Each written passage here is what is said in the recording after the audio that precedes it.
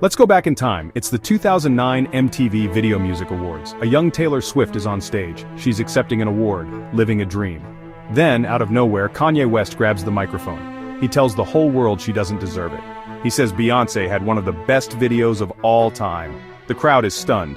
Taylor is speechless. The world watching at home couldn't believe their eyes. This wasn't part of the show. This was raw, unfiltered, and deeply uncomfortable. It was a train wreck in real time, and nobody, absolutely nobody, could look away from the screen. Now you have to ask yourself a question. Why did that moment burn itself into our collective memory? It wasn't just about music or an award, it was about a violation of social norms. It's time to get real about why we care so much about celebrities in the first place. Think of them as living in a giant fishbowl. We see their successes, we see their failures, we see their trips to the grocery store. They live lives that seem bigger, more glamorous, and more exciting than our own. This isn't a new thing. People have always been fascinated by heroes. But today, with social media and with 24/7 news cycles, that fishbowl has no curtains. We have unprecedented access, and it creates a false sense of intimacy. This feeling is what psychologists call a parasocial relationship. It's a one-sided connection. You invest time and emotional energy in a celebrity. Your brain starts to process this information as if he were a friend or a neighbor.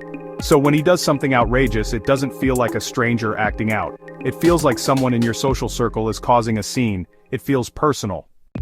Let's talk about one of the most powerful emotions on the internet: outrage. When Kanye says something shocking, like his comments about slavery being a choice, the immediate reaction for many is pure, unadulterated anger. This isn't just a simple feeling, it's a powerful motivator. Outrage makes you want to do something. It makes you want to speak up, to correct what you see as a grave injustice or a terrible statement. It lights a fire under you. You feel compelled to post. You feel compelled to comment. You feel compelled to share your disgust. You're not just consuming content, you're reacting to a perceived moral violation. This feeling of outrage is amplified when we experience it as a group. When you go online and see that thousands of other people are just as angry as you are, it validates your feelings. This is a concept known as collective effervescence. It's that feeling of being part of something bigger than yourself, united by a shared emotion. Social media platforms are designed to pour gasoline on this fire, so it pushes that post into more and more feeds. It creates a feedback loop where anger fuels visibility, and visibility fuels more anger. The system is designed to make these moments explode. Now let's get down to the brass tacks of why you, personally, might hit that share button on a story about Kanye. One of the biggest psychological drivers here is a little thing called social proof. To put it simply, we are wired to follow the crowd. When we see that a lot of other people are talking about something, our brain automatically assumes it must be important. We see the high number of likes, retweets, and shares, and we think, I need to know what this is about. It's a mental shortcut. We trust the judgment of the masses to filter what's worth our attention. This isn't a flaw in your character. It's a basic part of human nature. We are social creatures. For thousands of years, sticking with the tribe meant survival. Going against the group was dangerous. So when a Kanye story is trending on Twitter or is all over your Facebook feed, the pressure to join the conversation is immense. This fear of missing out, or FOMO, is a powerful motivator. The bandwagon effect is social proof on steroids. The more people who adopt a belief or behavior, the more likely others are to do the same. When you see your friends, family, and favorite influencers all sharing and commenting, you feel a pull to get on board. Let's look at what's happening inside your head when you're glued to a screen watching a Kanye meltdown. This goes beyond just simple curiosity. Your brain is getting a chemical reward. When you encounter something shocking or novel, like Kanye declaring he's running for president in the middle of a rambling speech, your brain releases a shot of dopamine. Dopamine is a neurotransmitter associated with pleasure and reward. But it's not just dopamine. There's another chemical at play here, norepinephrine. It increases your alertness, arousal, and attention. Your heart might beat a little faster. Your focus narrows. This chemical combination of dopamine and norepinephrine creates a powerful cocktail. It makes the experience highly stimulating and memorable.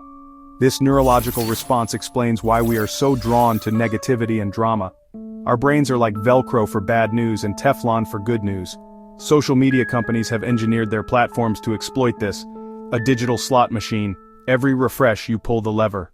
Now let's zoom out for a minute. While Kanye West is a master at creating viral firestorms, this isn't really about him. He's a symptom of a much larger digital ecosystem. The same psychological principles make his outbursts go viral and apply to almost any viral content. A political scandal, a corporate blunder, a heartwarming soldier return. These all follow the same core ingredients. The core ingredients are always the same: a strong emotional trigger, a violation of expectations, and the mechanism of social proof to spread it like wildfire. In the past, there were gatekeepers: editors, producers, publicists. Today, those gatekeepers are gone. A celebrity can post raw, unfiltered thoughts from their phone to millions instantly. Messy, emotional outbursts feel more human, more trustworthy. In the attention economy, good or bad doesn't matter, attention does. An outrageous comment can generate more clicks, more headlines, more discussion than a critically acclaimed album. That creates a perverse incentive to be provocative. The fastest route to trending is controversy, not craft. It's a game, and some people know how to play it. Alright, let's land this plane. We've talked about the psychology, the brain chemistry, and the social dynamics. So, what's the bottom line? The real reason Kanye's outbursts go viral isn't just about him being controversial. It's about us. It's about our hardwired psychological triggers. It's about our deep-seated need to connect with others, even if it's overshared anger. It's about our brains being hooked on the chemical rush of drama and novelty. Kanye is simply the catalyst, but we are the reaction. His actions provide the spark. Clicks, shares, comments are the fuel that creates the inferno. You need to recognize the power of these psychological forces. Social proof makes you want to join the crowd. The negativity bias makes you pay attention to the drama. Emotional contagion makes you feel what others feel. These platforms are not passive windows to the world. They are active architects of our reality. You can recognize when your strings are being pulled. The next time you feel that pull to dive into the latest celebrity meltdown, I want you to take a breath. Ask yourself a few simple questions. Why am I so interested? What emotion is this making me feel? Am I sharing because I have something important to say, or am I jumping on the bandwagon? Being mindful of your reactions is the first step toward taking back control of your attention. You can choose to engage, or you can choose to scroll on by. If you found this breakdown helpful, if it made you think, then don't just keep it to yourself.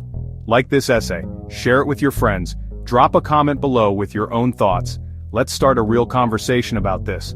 What's the most memorable Kanye moment for you, and why do you think it stuck with you? Let's talk about it, and make sure you follow and subscribe, because we're just getting started on breaking down the things that really matter. Time to wake up. So here's my challenge. Pause before you share. Ask the questions we covered. Take back your attention. If this helped you, please like, share, comment, follow, and subscribe. Thanks for watching. See you in the next breakdown.